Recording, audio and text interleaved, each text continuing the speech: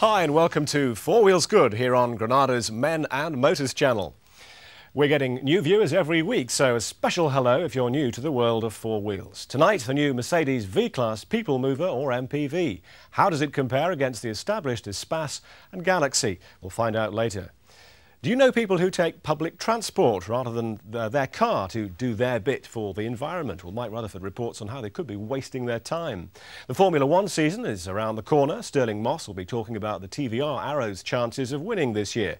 We'll also hear from Damon Hill and Tom Walkinshaw. And there'll be action and glamour, the former with Will Hoy taking a Lotus Elise to the limits, and the latter at a spectacular Beverly Hills motor extravaganza. But first, a 4x4 which brings together a Korean-built body and a German engine. Ginny Buckley and Mike Rutherford test drive a new SsangYong Musso.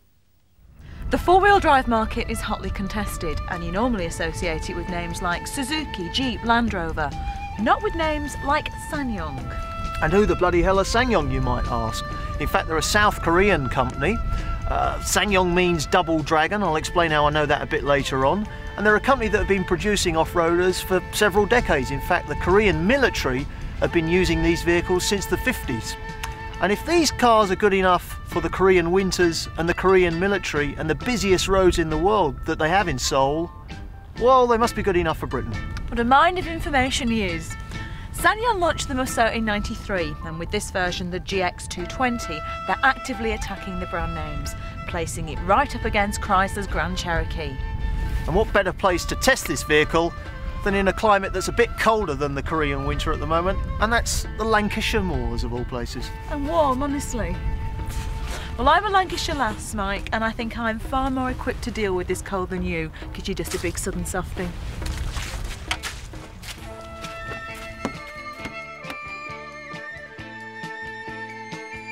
New to the GX220 is a full-time four-wheel drive system. Now this improves off-road traction and reduces on-road understeer, generally improves handling and agility, or so SsangYong claim. What do we think? Well, we haven't driven it yet, but we're about to.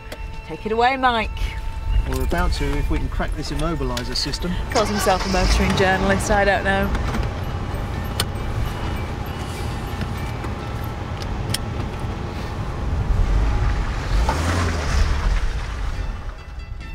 And what a difference that Mercedes petrol engine has made to the Musso.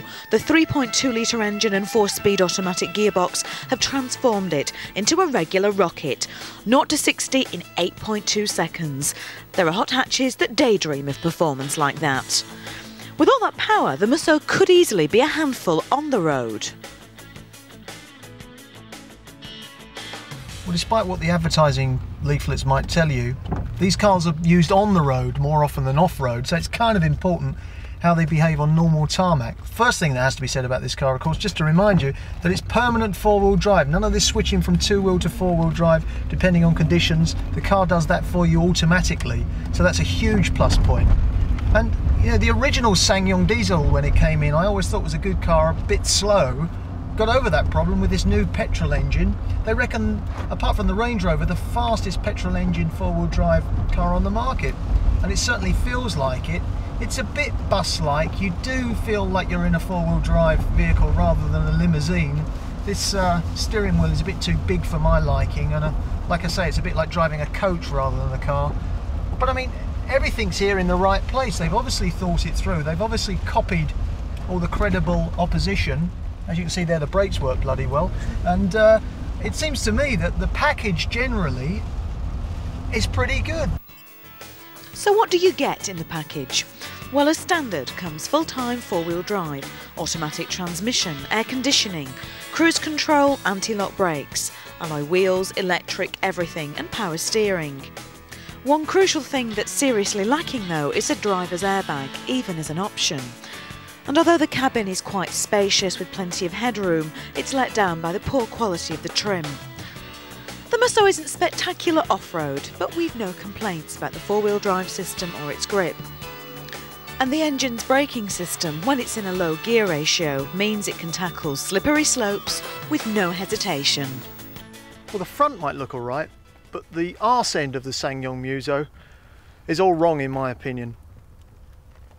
The designer of this vehicle is Ken Greenlee, one of Britain's leading car designers, who happens to be a mate of mine. He's the design director for SsangYong, spends half his time in Korea and half his time in London. But I have to say, Ken, you got it all wrong at the back. I can only assume that you ran out of budget or something, because quite frankly it's a dog's dinner.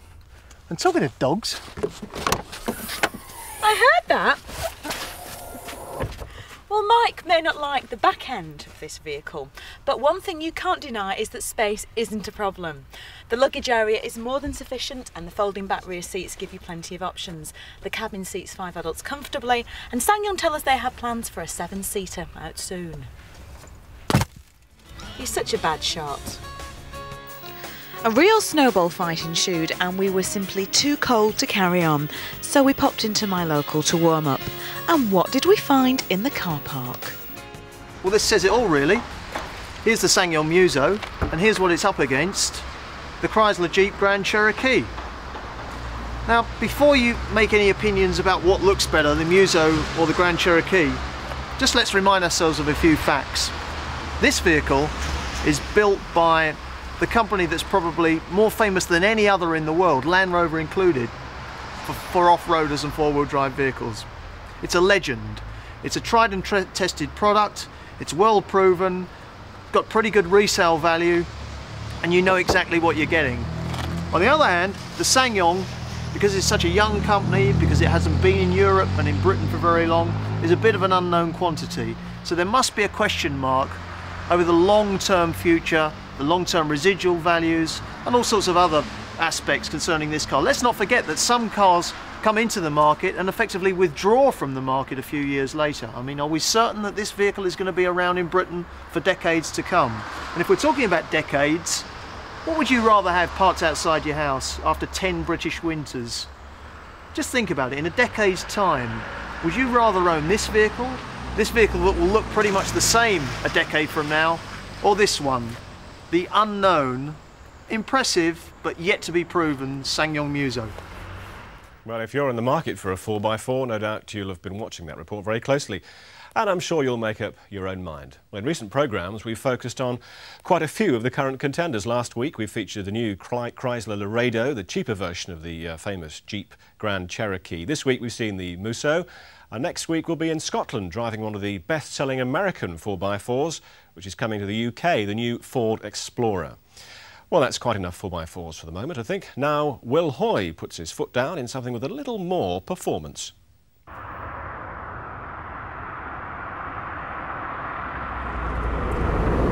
Every once in a while, a new car comes along that redefines the limits of performance. McLaren did it with their F1 road car at a whopping 635 grand.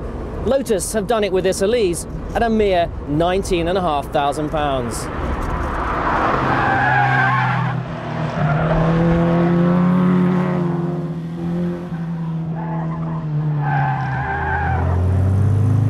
Rocking in the early 1970s, then you remember Black Sabbath, flared trousers, and of course the Lotus 7, a car that stood for handling and simplicity itself. Since then, Lotus have drifted towards building supercars like the Esprit, but in the Elise it heralds a return to everything that Lotus stood for. In fact, it's a laugh, it's light, it's affordable, and it's fun. At first glance, the curvy and swoopy lines don't do a lot for me, but I do rather like this cute rear end. If it's a bit fussy and frantic on the outside, then on the inside it's the absolute opposite. In fact, it's minimalist. There's a steering wheel, 3 pedals, a gear shift, a handbrake, a couple of instruments and a Stone Age heater, and a hood if you want it. In fact, the bare essentials. Climb into the bucket seats and you'll soon find there's no wussy padding here, so you feel every twitch and movement of the chassis through that very underrated part of the driver's anatomy, your backside. In fact, it's only 160 millimeters off the ground.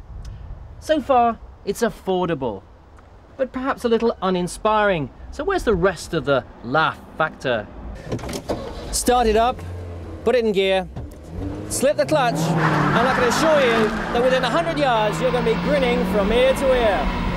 In fact, Lotus have rewritten the handling rulebook. This car is the perfect interaction between man, machine and the road. The steering has an astonishing, almost intimate feel. It's a combination of precision and feedback that is missing from most modern cars with their jelly-like suspension, which increasingly isolates the driver from the road. Apart from the stunning acceleration, the brakes on this car could stop the QE2. They're a Lotus innovation using high-tech alloy discs. They do a lot of kart racing around this circuit, which I think is entirely appropriate. If you've ever driven a kart, you'll know how positive and responsive the handling is. Well, I think the lease is even better. Like a dog, and a leash may be a man's best friend, but it can bite, no more so than in the wet or if you push it too hard. You definitely need quick reactions, or it could end up like this.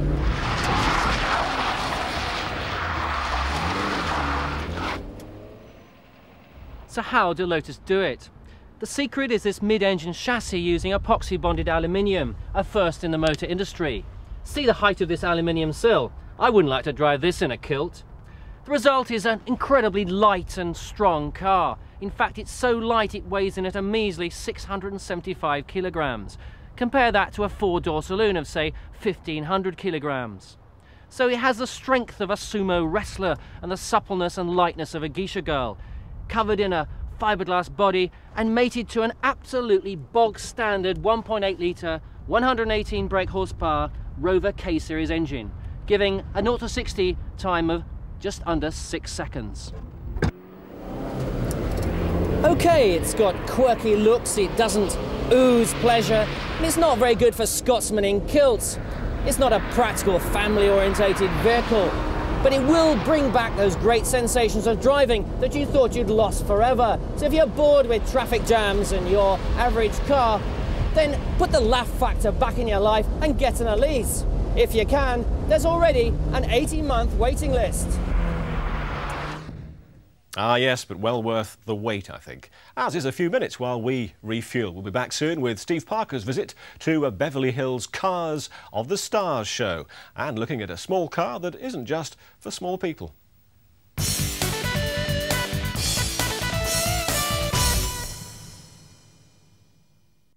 Hi, welcome back. Now let us take you away from the chill of the British climate to the land where it always seems to be sunshine and smiles, and where the wearing of shorts is de rigueur. You have an exclusive invite to the Beverly Hills Charity Car Show.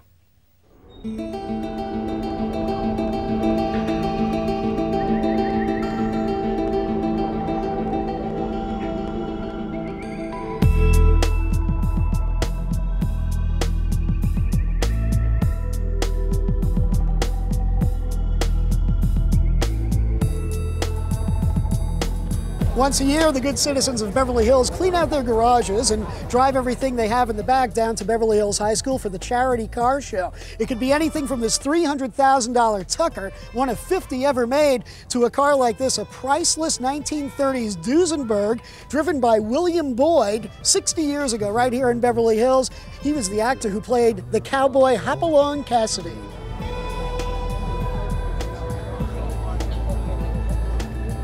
Tell us about the car you're showing today. This is a 37 Ford, and it's been chopped, lowered. It's got a big engine in it. It's a 350 bored out to about 365, so it develops about 500 horsepower, and it's pretty quick. Now, you drive your cars. You don't just leave them in the garage. No, well, I don't drive the Ferraris as much anymore. Those stay in the garage. And I drive the hot rods a lot. Yeah, this I drive all the time. I try to find people I can race on the street with, and then I can always get a ticket.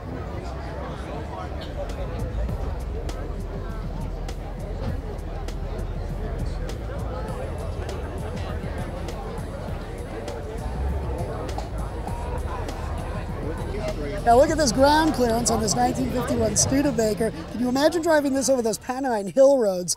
Studebaker is very smooth, very contemporary looking, even for a 1951 car. And the new trend in American hot rodding is a mixture of the old and the new, as you can see by using the old dashboard and speedometer and the new switchgear.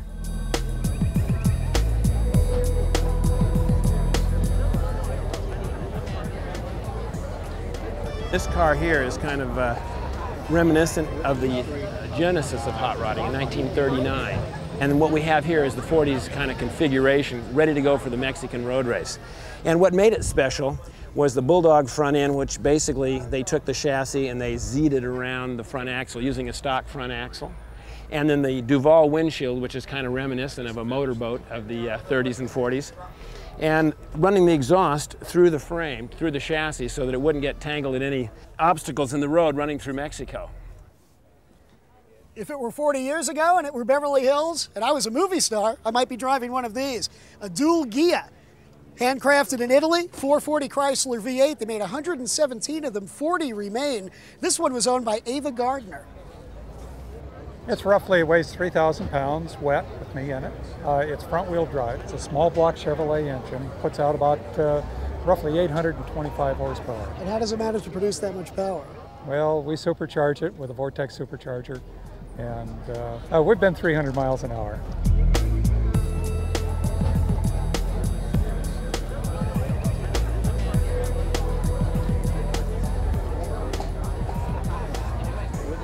How do you compare this show to others? Oh, this is the family sort of show. This is Beverly Hills and it's ambiance. I'm here because it's close to home. Tell us about the Packard you're showing here today. I've had it about 12 years now, and I've driven it across the country to New York, and it goes like the wind. Run rings around any Silver Ghost. Well, we've run into all sorts of celebrities and stars known all over the world at the Beverly Hills Auto Show. But imagine we ran into someone from Lancaster or something from Lancaster. It's a 1949 Rolls Royce that was owned by a doctor in Lancaster. It moved to Los Angeles many years ago, has been in many, many movies, including Hook with Robin Williams that came out a couple of years ago. From Lancaster to Beverly Hills.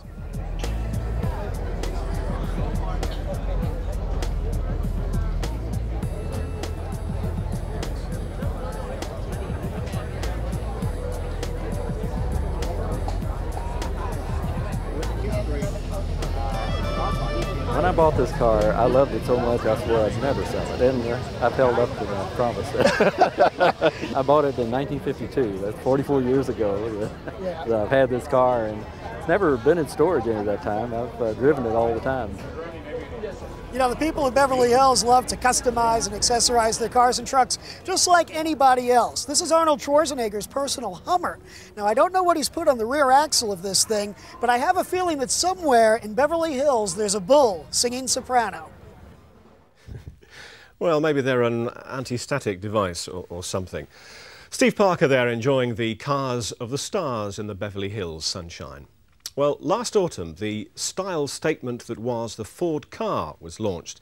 Well, it's all very well to praise innovative looks and breakthrough lines, but at the end of the day, the buyer has their vehicle for, well, a long period. So we thought 6 months on, and after all the razzmatazz has died down, what is the Ford car like as a serious proposition? Well, being a small vehicle, we asked all 6'4" of What Cars editor, Mark Payton.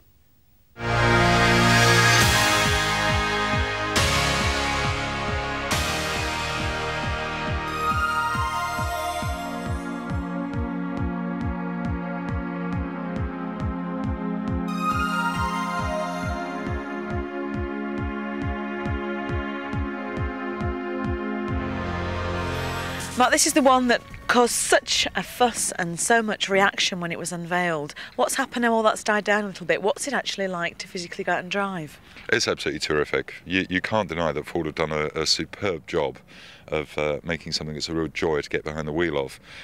We've still got a couple of quibbles with it. The version you see here is a Car 1, which is the version without power steering. Now, it's first experience we've had of it, and it's a little bit heavy at parking speeds. If you trapped yourself in a space in town, you could be spending many an hour trying to get out. It lightens up very quickly once you're on the move, but if you were wedged into a small space, it could be a bit of a challenge. And that coming from somebody of your height and weight as well, not being rude there at all, for a small woman it may be quite difficult. How have you found it to drive? I mean, presumably somebody of my height will be quite comfortable in there, but you're a lot taller than me. Yeah, I don't find it a problem. There's tons of room in there, and I've got a good inch or two over the top of my head, and I'm 6'4", and I think most people will find themselves extremely comfortable. I think the main thing to say about it is that it's such a mature car. There's little vehicles like this where you get on the motorway and you're just plain scared because there's a juggernaut sitting by the side of you and you think, oh my goodness, This thing, you could jump in it, drive all the way to Glasgow and feel perfectly safe and get out perfectly refreshed at the other end. It's marvellous for that. So it's a lot more than just a little shopping run-around car, do you think? Oh, it's so much more than that. I think it would be a real injustice, and I think one of the dangers that Ford faces is that it will be viewed as a toy vehicle. It's one of those cute little things that you say "are" at, and it's just not. It's a proper grown-up car, as good as any family saloon. Price-wise, though, it's actually not that cheap, is it? You could get a Fiesta, one of the new Fiestas, for not much more money. Wouldn't people be better off putting their money into the Fiesta and looking for a bigger parking space, really? I don't know. I think Ford were a little bit disappointed themselves. I suspect in the back rooms there, they expected to launch it at about £6,000, and it's ended up at, well, this version is 7,800 on the road. Now, for that, or a little bit more, you could end up with a base level Fiesta, which is a more mature vehicle, you know, still in my view. So I do think they had a little bit of a pricing problem. That said, Ford is saying that the first people going into the showrooms to buy this are putting every conceivable extra on it, and leaving the showroom with a vehicle costing the best part of £10,500. So that seems to be going against that theory. I think they've got us with the gorgeous lines and also the fantastic colour range. What about in 3 years' time? It looks stunning now, it's so unusual. But the mini car is making a big comeback, isn't it? Are we not going to be bored of it? What's it going to be like in 3 years' time, do you think? Well, I think the thing is that you've got Seat launching early next year with a thing called the Arosa, which is roughly the same size as this. You've got VW launching, I think it's called the Pico, which is their version of the Seat as well next year. And numerous manufacturers are getting in on the act now. The question is, of course, will you look daft? There's always the old conversation about colour, for example, as you said about this earlier on. You go out and buy something that looks wonderful in the showroom on that particular day, and it's a nice sunny day. 3 years later, you feel a complete fall, and more to the point, the resale value of the vehicle is appalling. I'm afraid I can't give a learned verdict on this. We'll just have to wait and see how it goes. I think the thing to bear in mind is that every season you dash out to the shops and you buy whatever outfit you want in the latest colour, and next winter you look at it and go, oh no, oh that's not quite the style, oh I don't want flares anymore. So maybe there's something to be learnt from that. Exactly. But one thing I think has got to be said, and that is that Ford have got to take some credit for doing something brave. We sat there watching Ford 5 years ago produce some of the most appalling vehicles any of us had ever seen. They're now producing little cars like this, which are absolutely fantastic when it comes down to it, and I think they've got to take some credit. Yeah, well, I haven't had a drive of one yet, I must admit. I must be one of the few people around, so the keys please, and I'll see if I can go and park it for you. No problem. There you go. Thanks, Mark.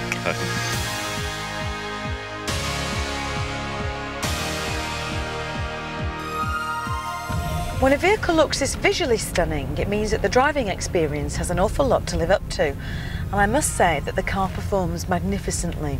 The gear change is easy and responsive, the clutch is extremely light, and it's got fantastic brakes. The main problem, however, is the steering. On this model it doesn't have power steering, and you really do need it. You have to work at it so much it feels like it should belong to a car that's far heavier and far larger. Well, I've just popped out to do some shopping in my Car 1, the basic model that most people will buy, which unfortunately doesn't have power steering. So let's put it to the test and find out just how easy it is to park in a town centre. Oh, found my space.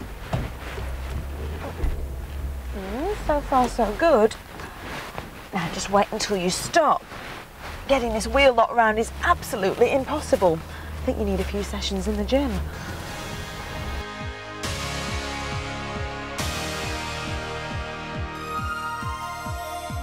The wonderful styling outside is carried on to inside, isn't it? It does look quite impressive. Do you like it?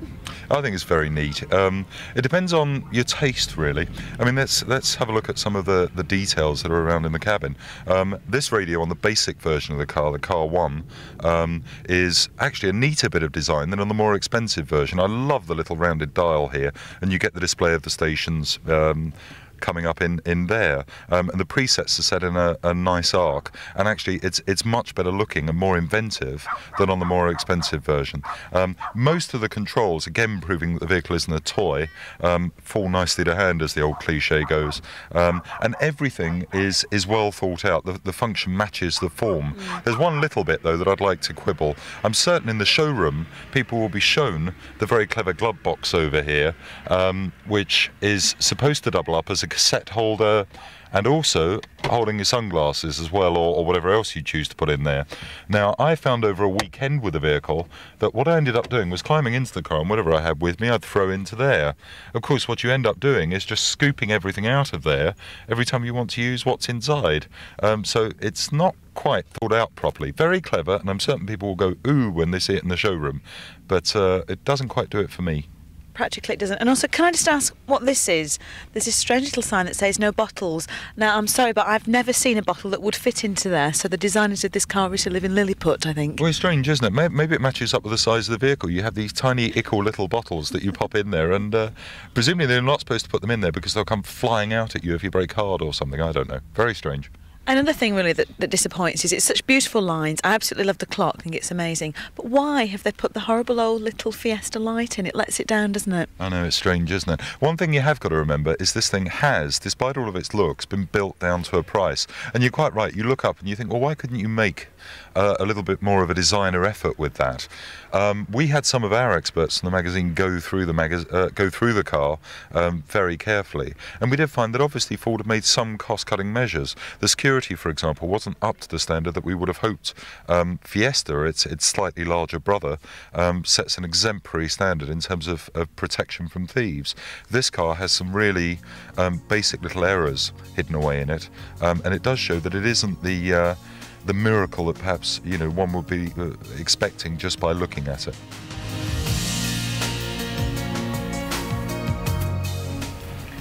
The Ford car, well, it's certainly a car that makes a huge style statement, and it handles well. It's a fun car to drive around town, apart from that terribly heavy steering.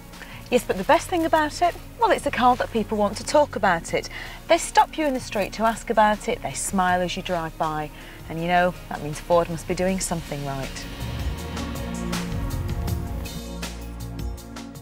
Well, maybe they are, Ginny. It's interesting, though, how Ford have stuck with the original concept name and branding, which never fails to seem to raise an eyebrow. I have to confess I haven't seen too many on the road as yet. Now, when you think of Mercedes, what do you think of? Silky smooth limousines, vans? Well, now Mercedes have a cross between these two. It's called the V-Class, and we'll be going for a ride in one after this break.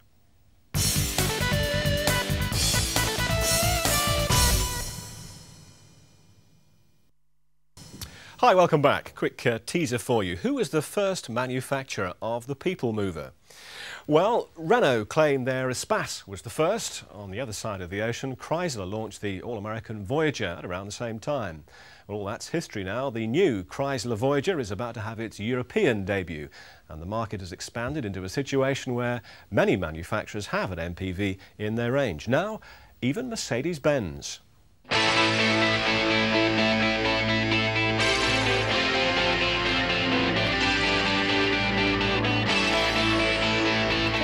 Is the Renault Espace, the top seller in its class, and the vehicle which first defined the People Mover in Britain, so now it's getting just a little long in the tooth. So the latest bandwagon. To join the bandwagon, well, here's a couple of clues. It's one of the most prestigious of marques, and certainly the oldest. Daimler-Benz started making cars a century ago, and they became Mercedes-Benz, famous for their high-quality, luxurious, speedy and very expensive cars. Now they've turned to making MPVs, so this is a Merc as well. Surprised? I know a man who was. So what would you guess this was? Well, looking at it, I would say a Ford. Maybe like a Plymouth Voyager. Probably a Nissan. Ford.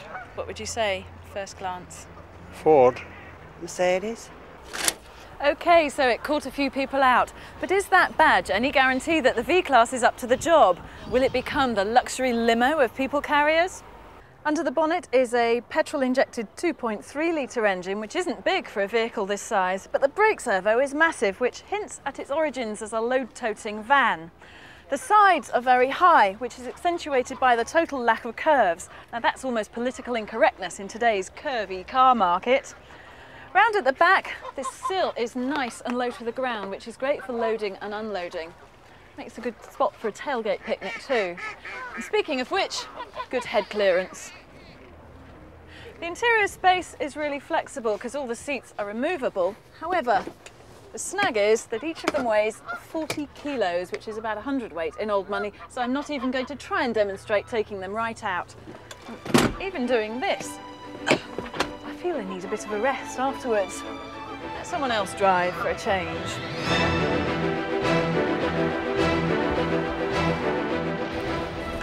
Flip out one or both tables and it becomes a playroom or an office.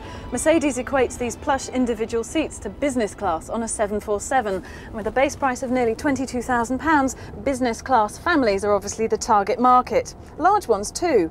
You can opt for a 7th seat here, but unfortunately they all have to be heaved out and put back in to turn them round. They don't swivel. Still, it is the first MPV to offer a rear-facing ride, which means that I Spy is no longer your only relief from backseat bickering. And with the fashion trim level, you even get a choice of in-car games, as well as fatter tyres, colour-coordinated trim, back-of-seat coat hangers, and even a brolly with its own bracket. The base model's called the Trend, and this is the top-of-the-range Ambiente, which means alloy wheels, leather interior, an under-seat safe, and a drinks cooler which I haven't been able to locate. I can only assume it isn't included on models they're going to lend to journalists. Can't imagine why. So what's it like up front? Well, it's comfy and it's high up, which I like, though this semi-horizontal wheel gives rather a bus-like feeling. This is Mercedes' first front-wheel drive. It's agile with a nice self-levelling suspension, but it is a bit underpowered. And I'm not looking for a hefty 0 to 60, but I think Mercedes should bring out their 2.8-litre V6 as soon as possible. So it's got some good plus points, but some worrying negatives as well. And in a competitive market, everything does need to be right, especially now the Americans are coming onto the scene with their world-beating Chrysler minivan. Van, now there's a word the PR men hate us to use. But if we're to buy the V-Class for all the qualities associated with the badge, then Mercedes has to banish all thoughts that this is just a van in tarty trousers. Unconvinced? Well, if you're still solvent once the family's fled, you can always slide back into what may remain most people's idea of what Mercedes really means. As for the V-Class, only time and the order books will tell. Indeed, so does the V-Class appeal to you? Well, I certainly liked it. Choices, so many choices. The MPV market certainly becoming a bit of a maze. Of course, a choice many people make when they want to travel is to forego their own personal transportation and take public transport.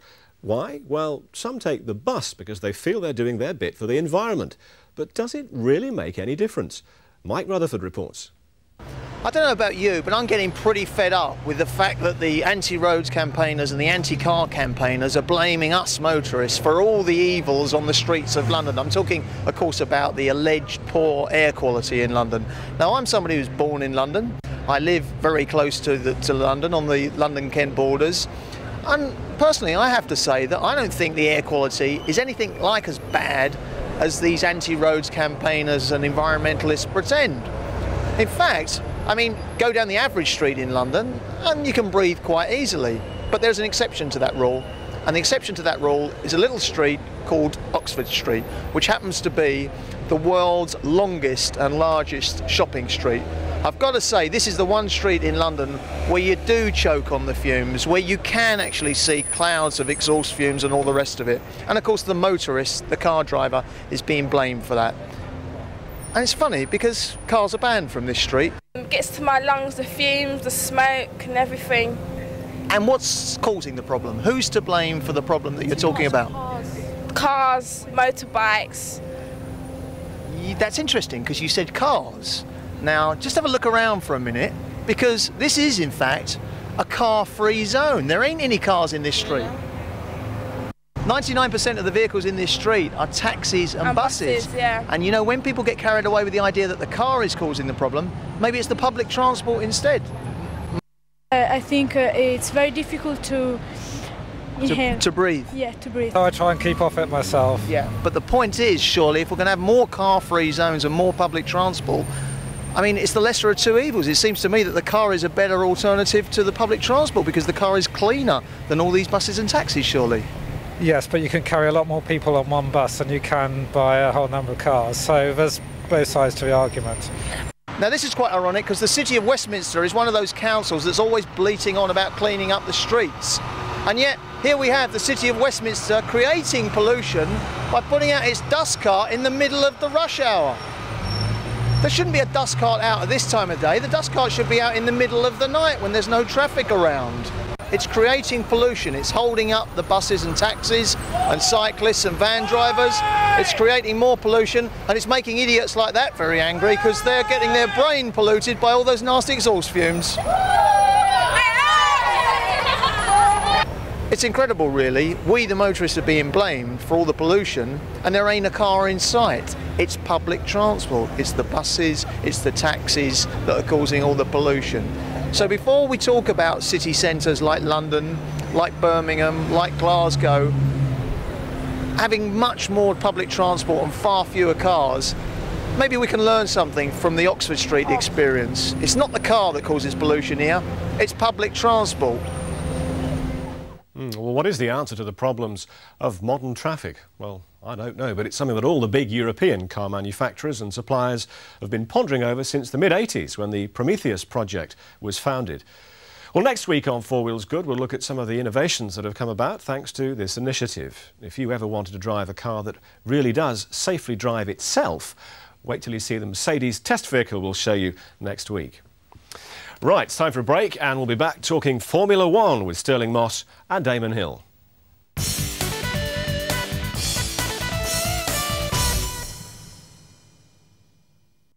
Hi, this is Four Wheels Good on the Granada Men and Motors channel. The final section of the programme features Formula One, the start of which this year is only weeks away.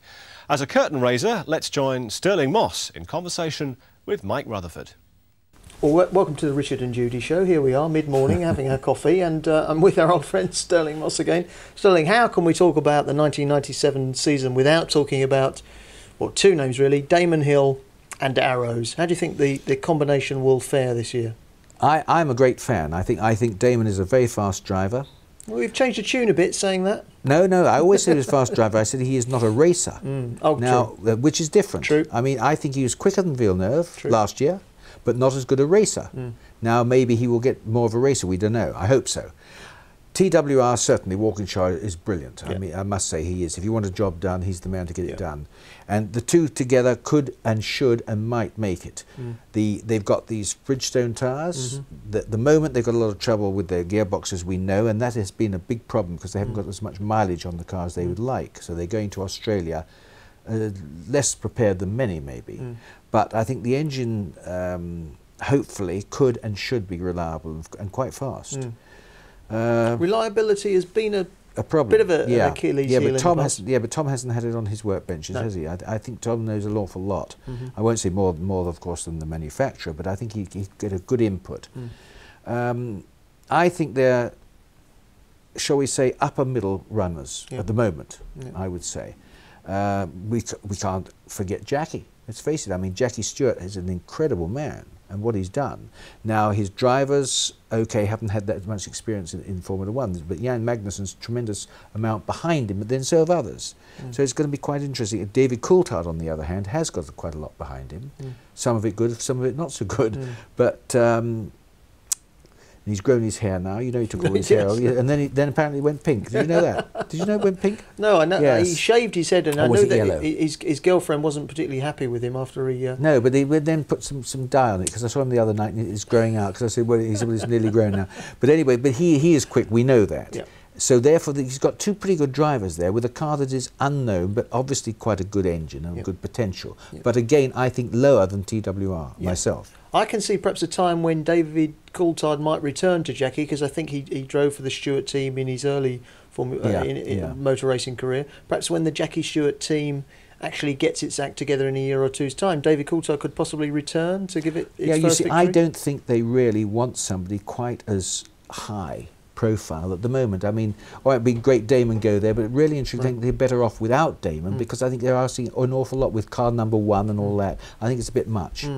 What's it going to do to Damon? You know all too well what it's like to be in a winning car and then to be, perhaps relegated is the wrong word, but I mean, for example, you often... challenge. Yeah, I mean, you often turned your back on some very good foreign cars to stay British and to stay loyal to previous employers, and that meant that you were in second-rate cars quite often. What does that do to your to your morale when you know you're out there and not the best It depends on equipment? the man. For me, it did quite a lot for my morale, because I thought, well, now I've got a second-rate car. I'm going to try and make it better. In other words, there's nothing I'd like more than to beat Colin Chapman with his last year's Lotus. And I like to hope that Damon says, "Oh, sod them, I'll darn well show Williams what I can do. I'll stick it to them with this car that nobody expects anything." And it is possible that he could start doing that. So I personally think that, and Damon, how much he's changed. You meet Damon now and see what he's like as a personality. He's a lot warmer, easier to get good quotes out of. Come of age, almost. Yeah, really. And I think it's because he's had so many accolades put on him. He's won every damn thing he used to win, which in many ways I think has helped him a lot.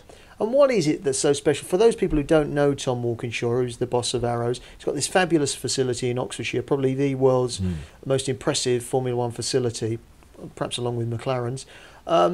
He's a canny Scot. He's a man of few words, but he's on the odd occasion when I've met him.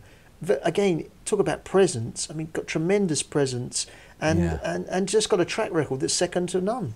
He is an amazing man, because you know he used to drive as well. He was no slouch at that either. Of course. And he's one of those people you feel that whatever he went into, he would make a success. Bernie Eccleston's another one.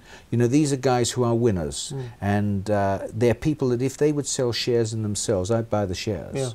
And I think he's one of those, very definitely. And a hard wee man as well. So Damon's not exactly going to have an easy ride, is he? I mean, I can imagine that you know, for his £4 million or whatever Tom is paying Damon, he's going to want an awful lot in return. Yeah, but I must say, I think that I think Damon's going to be able to give it to him, hopefully more by competing more than he did last year, you know, having a go there. All right, and we'll reserve judgment on perhaps where Damon's going to end up at the end of the season, but talking now pre-season, what do you reckon Damon's chances are? Can you see him ending up as a top 10 driver in 1997? Yeah, I can see him on the rostrum at the end. I think it's quite possible he'll get a place. I don't mean winning, but I think it's quite possible he might get a place, yeah.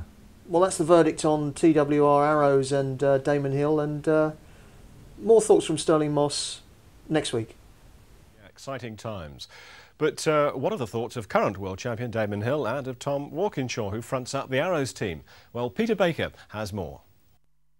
This is the TWR Arrows Yamaha A18, which will be the car that Tom Walkinshaw hopes will take his team into the top flight of Grand Prix racing. Veteran designer Frank Durney is responsible for the design of the car. Joining world champion Damon Hill is Brazilian Pedro Denis and F3000 driver Jorg Muller, who's the test driver. Damon Hill is realistic about the team's chances. Well, it's going to be a learning year. There's new tyres, Bridgestone tyres. I'm with the new team. I'm not familiar with the operation. We're all going to have to get to know each other. But the car looks great to start with, which I'm very pleased about, and I like the number 1 particularly on the front. And I'm looking forward to the season. The main question is over the V10 engine, which proved pretty unreliable last season. Tom Walkinshaw's engineers have been working with the company that built them, John Judd's Engine Developments in Rugby, to try to improve them. Walkinshaw is optimistic about Hill's prospects. I think he'll do very well. I think the car is good, the tyres are very good, and if the engine can be developed to be reliable, and Yamaha are putting a lot of work into that at the moment, and the engine's done at Rugby by Engine Developments for Yamaha, then I think then he can be in the podium consistently and probably win 1 or 2 races. Much of the team's prospects will depend on Hill's renowned development skills to fine-tune the car. That's going to be the big question. We just don't know how we're going to perform, and I think, but there's no one under any illusion. It's going to be hard work, and it's going to be tough for us to get success early in the season. But what about Ferrari's new car? The F310B is the last John Barnard designed effort for Ferrari. The company's president was cautious. He said, "We have many new features on the car, and thankfully it also has features that have an element of continuity." There has been stability in the team this year. Same drivers, same management and engine layout. The only change is designer Ross Brawn coming over from Benetton, where he worked so successfully with Michael Schumacher. Our aim is to be better than what we have shown in 96. Our aim is to fight for the World Championship, but it can't be said now that we're going to win it. Barnard decided against radical innovations this year, hence the B nomenclature on the F310 name.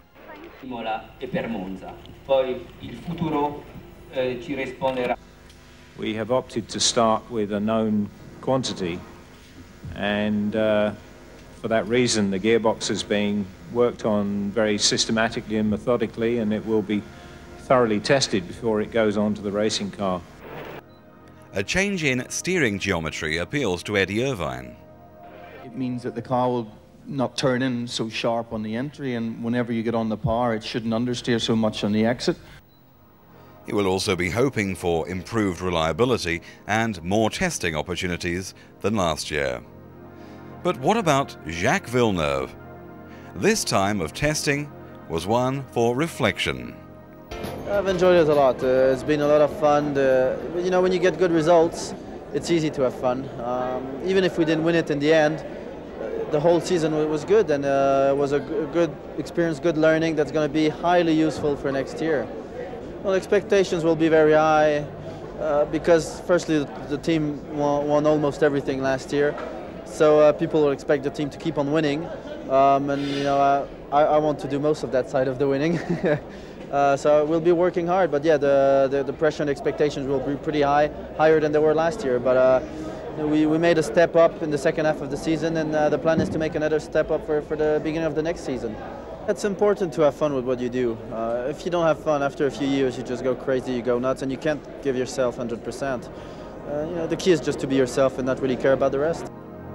The Formula One season begins at Elder Park in Melbourne, Australia, Brazil at the end of March, Argentina on the 13th of April, San Marino on the 27th. Round 5 is at Monaco on May the 11th and Spain on May the 25th. Well, we'll bring you all the team news and results from Formula One over the next 9 months here on the Men and Motors channel. Also look out for a major competition we'll be launching in the spring, which could see you and your family in a VIP box at the British Grand Prix this coming summer. More on that in April. But for now, we're out of time, but don't forget to tune in next week when we'll be reviewing the new Ford Explorer, the 4x4, which could put the rest of the competition in the shade. In the meantime, it's goodbye from all of us here on 4 Wheels Good. We'll see you very soon.